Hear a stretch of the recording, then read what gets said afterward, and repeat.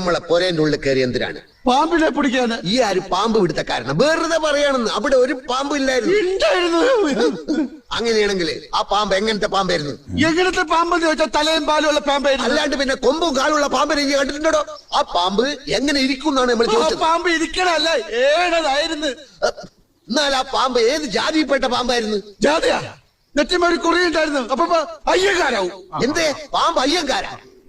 തർക്കം വെക്കാണ്ട കാര്യം പറയുങ്ങള്. ചോദിക്കണ ചോദ്യം ശരിയായിട്ട് ചോദിക്കാൻ പറയും. ബസയുള്ള പാമ്പായിരുന്ന ബസ ഇല്ലാത്ത പാമ്പായിരുന്ന? കടിച്ചാലല്ലേ അറിയൂ. ഈ അല്ലടോ പറഞ്ഞത് രാജവെമ്പാലയാണ്, ഇത്ര നീളമുണ്ട് ഇത്ര വണ്ണുണ്ട്.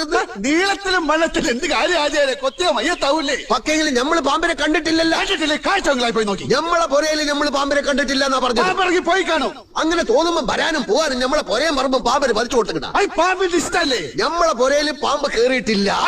അറിയാം. നമ്മള് കണ്ടിട്ടില്ല. കാണാത്തത് ഉണ്ട് എന്ന് നമ്മൾ വിശ്വസിക്കൂല. ദുബായ് കണ്ടിട്ടുണ്ടോ? ഇല്ല. അപ്പൊ ദുബായ് ഇല്ലേ?